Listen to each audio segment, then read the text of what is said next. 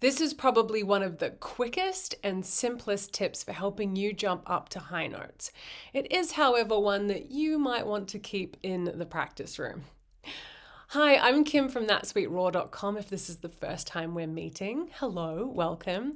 And please make sure that you check out parts 1, 2, 3, and 4 of this series because there is so much gold there. If you've been around the traps for a while, you've seen me around, welcome back. Thank you so much for being here. Today we're going to be looking at how moving your body can actually assist you with those jumps. As I said, it's probably something that you'll keep to the practice room as a way to help to retrain the way you think and approach jumps.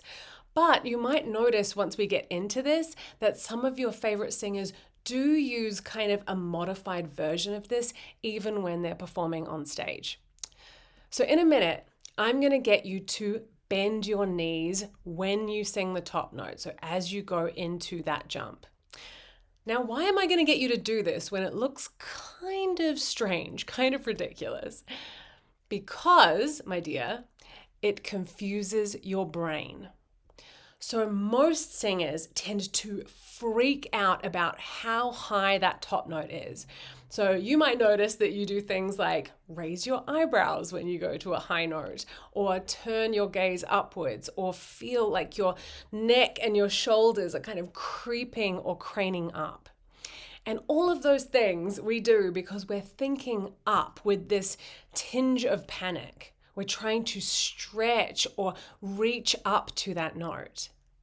But if we focus a movement down and our whole body is moving down, then it's very hard to think stretch or reach up at the same time, right? So we're going to try this together. I'm going to give this a go on Adele's Rolling in the Deep, and I'm going to bend right as I'm going into that top note. Okay, so I'm going to do it first without the knee bend, this jump in the chorus. We could have had it all. All right, and now on the all, I'm going to bend my knees right as I soar into that top note. And you just want to be careful that it's not too jolty. Like, it can be a pretty nice, smooth, relaxed movement. I have my feet hip distance apart, whatever feels comfortable for you. Really feel into your body. We could have had it all. Now, you might not be able to hear a huge difference, but I can definitely feel a difference. And often my students will say it's just lost that stretchy feeling. It doesn't feel like I'm having to reach up to it. It's much easier to access. And I like to think about it like this. Think about having shelves and you're wanting to grab something right out in front of you rather than reaching on your tiptoes to one of the higher shelves. So that's what we want it to feel like. Initially, it felt like it was a little bit of a reach for me, and then the second time, it felt like it was an absolute breeze, like I didn't have to stretch at all. So I'm going to do it one more time with the knee bend right as I go into that jump. We could have had it all. So I want to know how this feels for you. Try it out on a song that you've been working on that feels a little bit stretchy, like there's kind of a hike up to that top note. And what do you notice when you bend your knees when you're practicing? Does it feel any different?